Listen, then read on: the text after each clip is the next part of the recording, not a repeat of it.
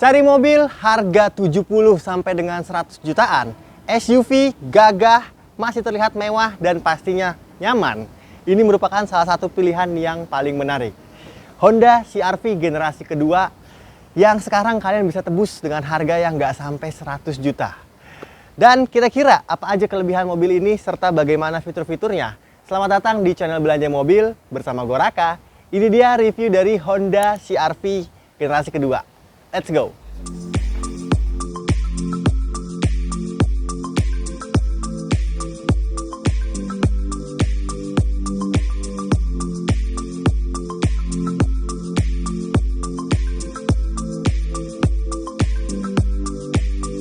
Oke teman-teman, ini dia Honda CR-V ya.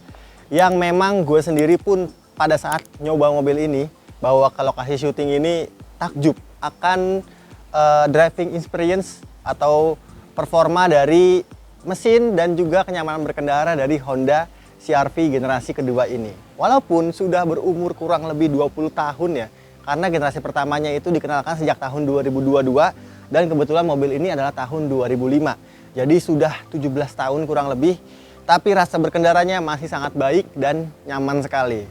Karena memang mobil ini pertama kali keluar itu masuknya ke dalam segmen medium SUV yang juga agak mahal nih harganya pada saat barunya. Sehingga rasa kenyamanannya itu masih dipertahankan walaupun sudah berumur kurang lebih di 17 tahun ini. Dan ngomong-ngomong, Honda CR-V ini adalah mobil generasi kedua yang keluar sejak tahun 2022 sampai berhenti produksi atau ganti generasi di tahun 2007.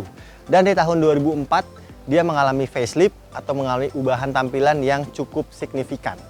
Ya, walaupun nggak terlalu terlihat ya, tapi kalian pasti bisa menyadari kalau ini adalah CR-V generasi kedua yang sudah facelift. Dimana untuk tampilan grillnya, sebelum facelift itu grillnya masih hanya satu aja nih untuk bagian penutupnya. Namun yang sudah facelift ini tampilannya ada dua buah grill yang dibalut dengan warna chrome teman-teman. Lalu ke bawah juga bempernya ini terlihat sedikit lebih maco dan yang ini fog lampnya sedikit lebih besar di generasi setelah facelift. Namun overall tampilannya seperti ini aja, lampunya pun masih sama-sama aja. Dan yang keren adalah CR-V itu mempertahankan ini teman-teman. Sejak generasi pertamanya yaitu spion model tanduk, sehingga menambah kesan gagah dan kesan maco untuk mobil medium SUV ini. Dan fungsinya apa sih spion tanduk ini?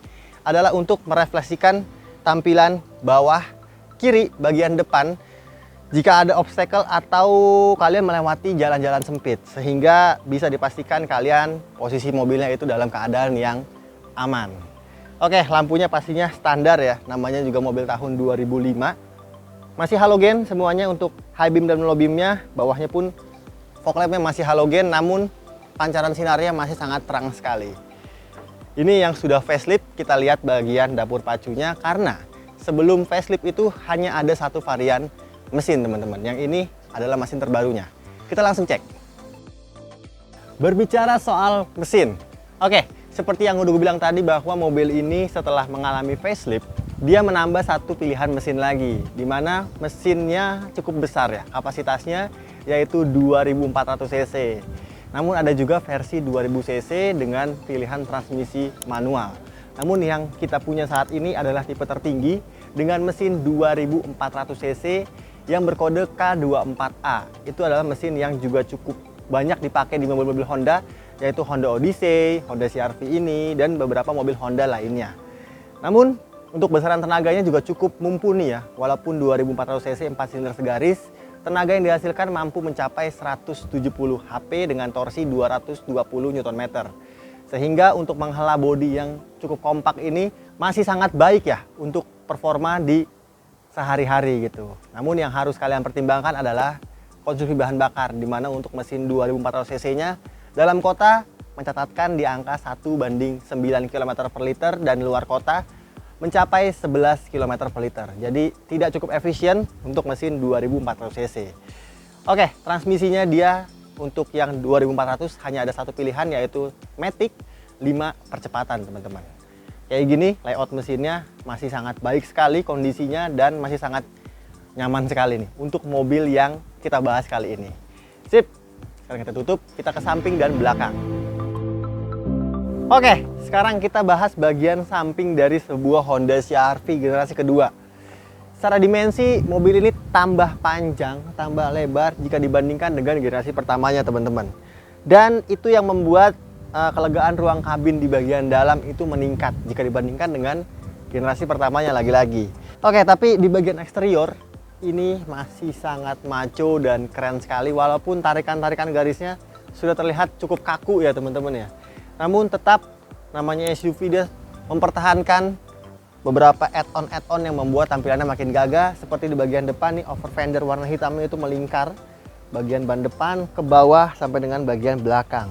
Pun yang sangat gue suka di tampilan generasi sesudah facelift ini adalah pada bagian velgnya, dimana velgnya ini masih sama-sama berukuran 16 inci, namun di CR-V yang sudah facelift ini generasi kedua tampilannya berubah menjadi bentuknya bintang palang 5 teman-teman, lengkap dengan sistem pengereman yang juga nggak kalah mumpuni. Untuk di tipe 2400 cc nya depan belakang sudah cakram, lengkap dengan ABS, EBD dan brake assist-nya. Jadi walaupun tahun 2005 mobil ini masih sangat mumpuni sekali untuk sistem keamanannya.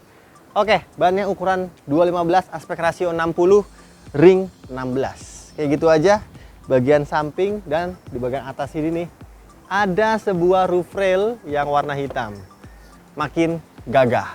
Apalagi bagian belakang ya teman-teman. Kita langsung lihat bagian belakang CR-V. Kita ke belakang teman-teman. Nah, ini adalah tampilan yang juga sama-sama kerennya, sama-sama maconya, walaupun sudah berumur kurang lebih 17 tahun. Ada satu hal yang menarik, ini. Nah, jadi dia buka bagasinya itu nggak cuman lewat pintunya aja, namun kalau kalian pengen ngambil yang nggak perlu buka bagasi, kaca ini pun bisa kalian buka. Ya, jadi mobil-mobil zaman sekarang nih udah jarang sekali nih yang menggunakan metode kaca jendela belakang yang seperti ini. Namun ini yang membuat CR-V ini sepertinya sangat cocok untuk kalian yang mungkin suka berpergian gitu ya. Piknik-piknik, rasanya nyaman sekali naik Honda CR-V ini. Oke, sekarang kita tutup. Nah, di bagian belakang sini juga bedanya ya teman-teman ya.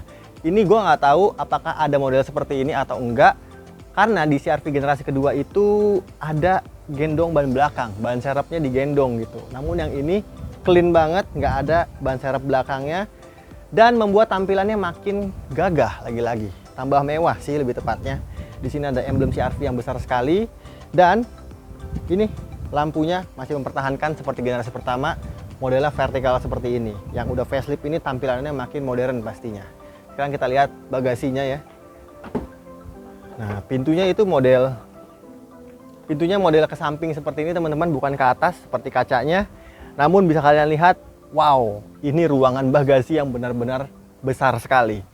Karena mobil ini di generasi ini juga kalau nggak salah ada yang versi 7-seaternya. Namun yang masuk Indonesia itu versi 5 seat aja, sehingga ruangan bagasi dari Honda CR-V ini benar-benar luas. Ini cukuplah untuk kalian membawa barang-barang apapun masuk ke dalam bagasi Honda CR-V ini. Sip, ini semua masih orisinil semua ya teman-teman ya. Ini sangat baik sekali, dan ban serepnya diletakkan di bagian dalam ini. Oh, jadi memang untuk pintu bagasinya yang sudah facelift ini tidak lagi menggunakan ban serep model gendong. Oke, di bagian pintu sini juga ada beberapa kompartemen terbuka yang untuk menaruh beberapa barang-barang kalian. Pernya masih halus sekali, dan di bagian jendelanya juga sudah lengkap dengan defogger kaca belakangnya. Ada wiper juga teman-teman. Oke, sekarang kita intip yuk bagian interior belakang dari Honda CR-V. Let's go.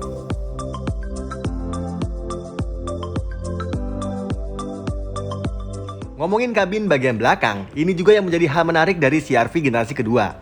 Karena dimensinya bertambah, otomatis ruangan kabin belakang sini menjadi lebih luas. Baik itu untuk ruangan kepala, begitu pula dengan ruangan kakinya. Yang menjadi kelebihan lagi adalah material kabin di belakang sini. Kursinya dibalut dengan jok kulit yang perforated, yang nyaman sekali ketika kalian duduki. Oh iya, berbicara tempat penyimpanan, di belakang sini juga cukup banyak. Kanan kirinya ada kompartemen terbuka yang berfungsi untuk menyimpan barang kalian. Walaupun belum terdapat cup holdernya, karena cup holdernya bisa kalian temukan di bagian armrestnya. Dari kelebihan itu semua, kekurangan di belakang sini, Honda tidak menyediakan ventilasi AC untuk baris kedua ini. Sehingga bisa cukup panas ketika kalian berkendara saat keadaan terik. Sekian untuk baris kedua, sekarang kita lompat ke bagian kursi pengemudi.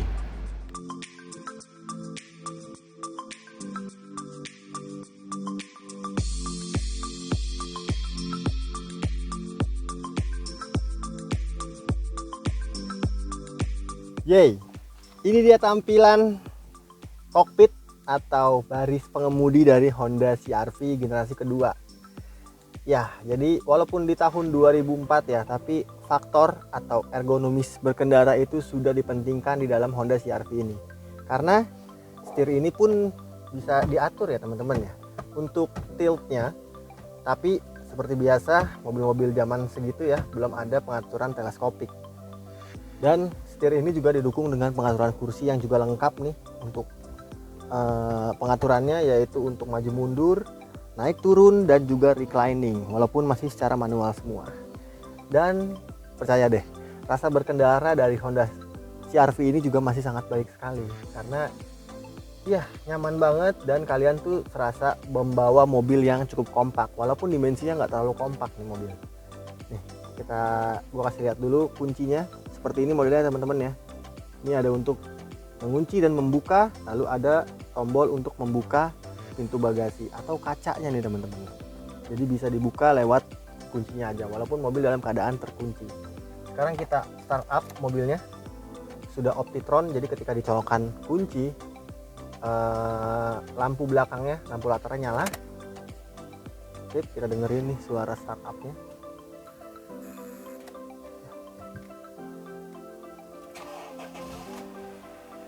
Oke, masih sangat halus dan khas sekali suara startup mobil-mobil Honda teman-teman. Oke, yang pertama kali kita bahas adalah ini posisi duduk sudah tadi ya. Bisa sangat menyesuaikan posisi berkendara kalian secara ideal. Kita hidupkan AC-nya dulu. Nah, yang unik adalah Honda CR-V generasi kedua ini masih mempertahankan tuas persneling yang seperti mobil-mobil bis nih teman-teman. Dia tuas persnelingnya ada di bagian atas sini nih. Gitu, jadi tidak seperti generasi ketiga yang sudah pindah ke bagian tengah, namun ini masih di atas seperti ini. Ya butuh sedikit penyesuaian ya, namun ini unik banget sih. Nggak ada mobil-mobil zaman sekarang yang tuas persnelingnya ditaruh di bagian atas sini. Oke, nice banget. Dan nggak cuma tuas persnelingnya, ini adalah tuas rem tangan yang seperti throttle atau gas dari pesawat-pesawat jet nih teman-teman. Kalau kayak gini posisinya dalam keadaan rem tangannya aktif, nah ini rilis ya rem tangannya ya, gitu. Oke, kayak gini ya, butuh sedikit penyesuaian lagi biasanya tuas rem tangan tuh ada di bagian kiri bawah, namun ini pindah ke bagian depan. Oke, instrumen clusternya masih didominasi dengan layar analog semua, of course karena mobil tahun 2005, namun canggih dan terlihat ini bawa instrumen cluster yang cukup mewah teman-teman. Dan di bawahnya juga ada layar MID kecil yang menampilkan trip A trip B, odometer yang baru tercatat di angka 130.597 km, dan juga ada real time consumption fuel. Jadi kalian bisa ngukur nih seberapa irit gaya berkendara kalian. Oke, kayak gini aja di bagian instrumen cluster. Dia lengkap informasinya, ada penunjuk persneling juga. Kita sekarang lompat ke bagian tengah. Di bagian tengah ini head unitnya sayangnya sudah diganti oleh pemilik sebelumnya menggunakan head unit aftermarket keluaran dari merek Nakamichi. Namun ini baik sekali karena sudah bisa menyambungkan konektivitas melalui Bluetooth. Jadi aman banget nih bos. Untuk kalian yang mungkin nggak mau upgrade head unitnya, mobil ini sudah di-upgrade sama pemilik sebelumnya. Ke bawah ada 2 buah ventilasi AC dan AC-nya ini dingin banget loh. Benar-benar takjub dengan kualitas mobil yang sudah berumur 17 tahun ini. Ke bawah lagi tempat penyimpanan Honda CR-V itu banyak sekali teman-teman. Ini di versi Jepangnya sebenarnya difungsikan sebagai chiller atau tempat atau kulkas kecil ya. Namun di Indonesia dihilangkan fitur itu. Jadi berfungsi untuk menaruh beberapa barang-barang kalian nih di bagian tengah sini. Dan di bawahnya ini ada pengaturan AC yang belum auto ya. Masih analog seperti ini, namun untuk pengaturan arah semburan dan juga temperaturnya lengkap di bagian tengah sini. Ada penghangatan juga nih teman-teman. Jadi kalau kalian kedinginan bisa dihangatkan AC-nya.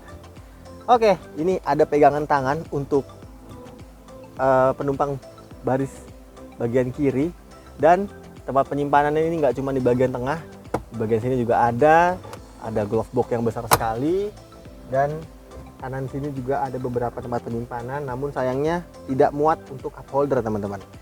Oh, ini dia tempat penyimpanan lainnya. Cup holdernya ada 2 di bagian tengah sini, lalu ada juga tempat penyimpanan terbuka nih. Yang meja ini sebenarnya bisa kalian lipat nih, dengan menekan tuas yang ada di bagian depan sini. Tapi ada recorder kita, jadi nggak gue lipat. Dan di kursi ini juga ada armrest, jadi kalian bisa nyetir dengan santai gitu ya. Nice banget, Honda CR-V masih sangat baik untuk build quality, kenyamanan berkendara, dan juga rasa berkendara. Padahal mobil ini kalian bisa tebus dengan uang hanya 70 sampai dengan 100 jutaan aja untuk tahun 2022 ini. Dan mobil ini juga cukup murah kita jual. Untuk harganya kita langsung balik ke depan buat gue kasih tahu harga Honda CR-V generasi kedua ini. Let's go. Well teman-teman, jadi itu dia tadi beberapa poin-poin yang menarik mengenai Honda CR-V generasi kedua ini. Ya, walaupun di tahun 2022 rasanya desain atau tampilan dari mobil ini masih sangat mumpuni, mesinnya juga cukup bandel, dan yang terpenting adalah underdeal atau spare partnya masih banyak di pasaran, sehingga kalian nggak usah ragu-ragu lagi untuk membeli Honda CR-V ini. Oke, kondisinya super istimewa dengan odometer yang baru tercatat di angka 130.000 tahun 2005, sudah facelift, warnanya silver seperti ini, favorit juga, nggak ada minusnya, siap kalian ajak jalan-jalan, bukan siap kalian ajak ke bengkel untuk perawatan. Oke, sekarang harganya teman-teman, 2005 km 130.000, kita jual murah aja teman-teman, di angka 90 juta rupiah. Dan tentunya harga tersebut masih boleh nego lagi.